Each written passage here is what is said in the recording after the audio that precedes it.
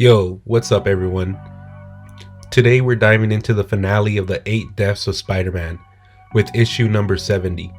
This issue has absolute chaos, heartbreak, and a god learning what it means to grieve. Buckle up because we're going full spoilers. Don't forget to smash that like button, subscribe if you're new, and hit that bell so you don't miss the next deep dive. Alright, let's get into it. So a quick recap. Dr. Doom, as Sorcerer Supreme, chose Spider-Man to take his place as Earth's champion against the 8 Scions of Sidorak. Basically 8 immortal demigods with a side of cosmic corruption, granting Spidey arcane armor and 8 life-restoring reeds of Ragador. The X-Men didn't let Spider-Man stand alone, but their help wasn't enough. Spider-Man used all the reeds, 4 on himself and 4 on civilians, and then died, fighting the Scion Calyx, who's infected with the Blight, a universe-eating rot that turned NYC and the X-Men, except for Juggernaut, into rage zombies. But wait, Calyx's sister, Syra, made a deal with the Avatar of Death, yup, Phil Coulson, to trade her immortality to bring Spidey back, and thus, SPIDER-NAUT was born. Dude's got the power of Sidorak, the heart of a hero, and a one-way ticket to the Crimson Cosmos. Let's break it down. Spider-NAUT shows up hyped in this issue. He punches Calyx into next week, and drops the coldest line. I've never felt unstoppable. It's intoxicating. It's also a lie. Chills. He admits fear, pain, and loss stopped him before, and not this time. After taking out Calyx with one punch, Spider-NAUT extends his hand out to Juggernaut and says, "Hey Juggy, thanks for holding the fort. The good guy look suits you." Juggernaut says, "I'm just a guy, Webbs, trying to be better. You look ridiculous." Spider-NAUT says, "But I feel great. How's the team?" Juggernaut says, "Better. You knocked the rot out of them with that entrance." Magic, who was infected by the Blight, apologizes to Juggernaut for hurting him.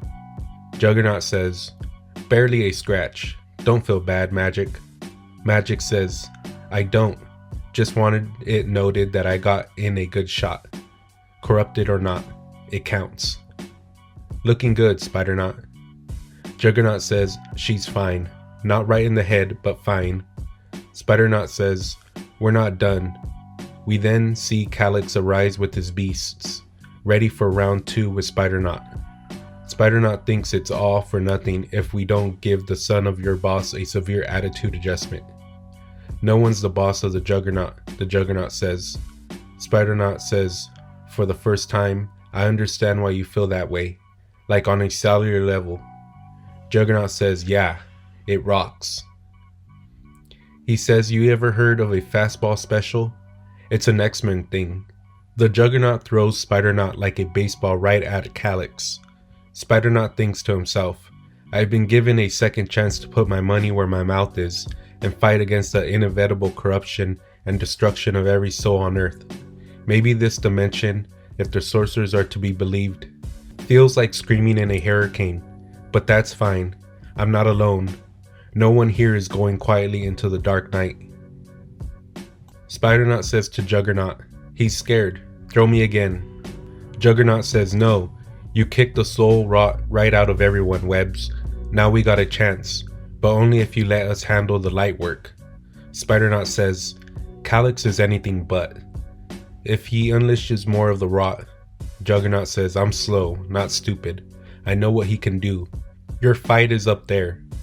Spider-NAUT looks up and is taken aback by the Blight. He says the Blight, "It's God, it's big."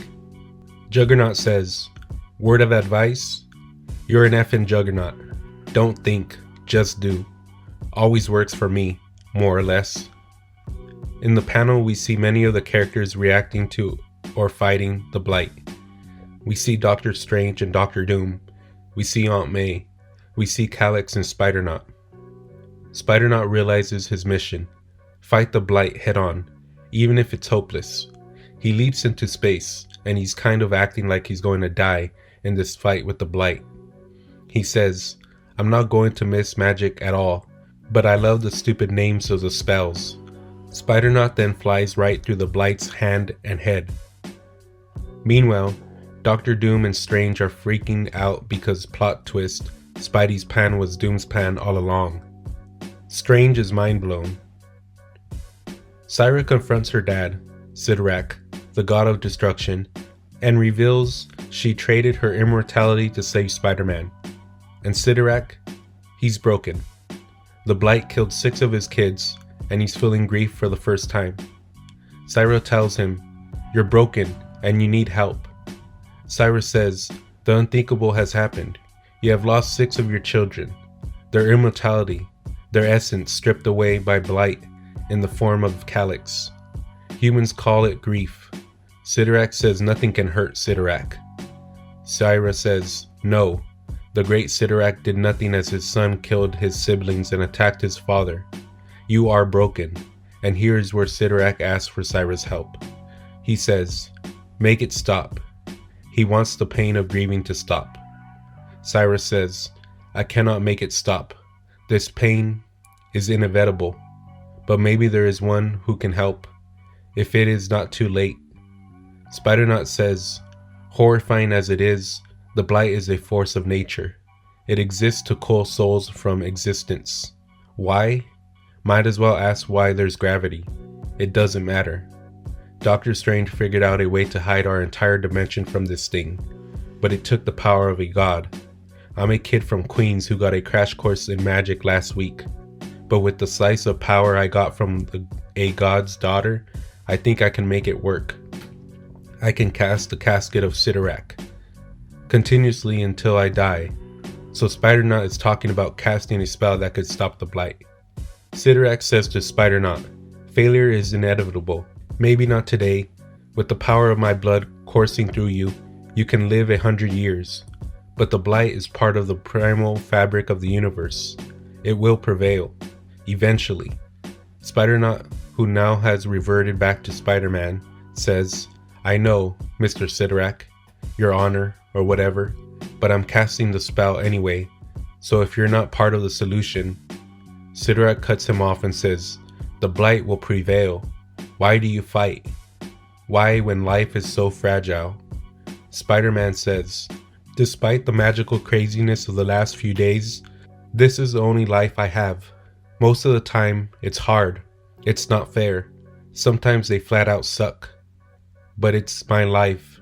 There's not another one like it anywhere. It's beautiful exactly because it's so fragile. Every life is like that. Even if in 1,000 years, my life and anything I ever did won't matter, it matters today. Today is worth fighting for. With a view to the horizon of infinity, I don't expect you to understand, Sidorak. I don't care. I'm alive. I'm fighting. Just like everyone." Sidorak then pushes Spider-Man out of the way, stopping him from completing the spell. We then get a reading from the Book of Vishanti. Earth's champion recalls that day and the words of the immovable god Sidorak. "I hurt," he said, "and I see no end to that pain, but if you can act in the face of loss, of your insignificance and fragility, so can Sidorak. I will become the crimson casket that shields this world, this dimension, from the horror of the Blight. I will protect my remaining children, flawed as they are, and this world. This is the new covenant, not forged on a whim, not even forged on my own will. I make this pledge because I grieve, and I fear that without action, grief is all that will remain. On this day, Doom, Sorcerer Supreme, taught a god what it means to live, and forged the barrier that would forever shield our universe from the Blight." Back on Earth, Spider-Man asks where is Calyx. We then see Cyclops and Juggernaut. Juggernaut has the passed out Calyx over his shoulder. He tells Spider-Man, "Told ya, doing what you want works every time. I'll see the idiot home. He won't be back." Spider-Man says, "Thanks, all of you." Cyclops says, "What's a little Armageddon to between friends?" Spider-Man lays in the street exhausted. He says, "I never want to do magic ever again, not even at a kid's party. Never." "Fair enough," Doctor Strange says. Peter then attends a funeral. After the funeral, Peter visits Aunt May with a bouquet of flowers in his hand. He says, "I wasn't my best self, Aunt May, and I took it out on you. I'm sorry, and I hope you'll forgive me." He is then cut off by Aunt May, who hugs him. We then see Spider-Man with Black Cat. He says, "I know that an apology isn't exactly right, and neither is a thank you. I just don't want it to be awkward." Black Cat says, "We're both adults, Peter. Well, one of us is. Just promise to keep Emo Peter at bay. No one likes Emo Peter. And don't get me started on dancing Emo Peter." Spider-Man says, "Heh, thanks, Felicia." We then shift scenes over to Calyx, who is in prison. He tells Syra, "We can take the universe. Don't do this." Syra says, "Why not? You finally get what you wanted. Father's throne." In the next panel, we see Peter hosting an art gallery with pictures of Spider-Man. Someone calls out to Peter. Peter says, "Shay." Shay says, "Hey, I wanted to show my face and whatever." Peter says, "I'm glad you did, so I can apologize in person. I was in a bad place, and that's not an excuse for how I behaved, but I wanted you to know I got to the other side. Wow, what you said about pain versus suffering helped me a lot. Life on life's terms, and if maybe life decides that I can call you and try again." She says, "Well, I have been thinking about it. You are going to need a nurse after the beating you're going to take after this show." Peter says, "Ouch, you're killing me. Keep going." So let's wrap this up. Spider-Man wins, but not in the way you'd expect. He doesn't punch his way to victory. Instead, he changes a god's heart. Sidorak, the unstoppable force of destruction, becomes the universe's shield because Spidey made him understand why life matters. Meanwhile, Peter fixes his broken relationships. Aunt May, Black Cat, even his ex Shay, and he walks away from magic forever. Not even at kids' party. And Calyx, locked up, screaming into the void while his sister takes his throne. Karma at its best. This story had everything. Cosmic stakes, emotional gut punches, and Juggernaut being the best hype man. Spider-Man issue number 70 isn't just a finale, it's a love letter to Spider-Man's legacy. Now I want to hear from you.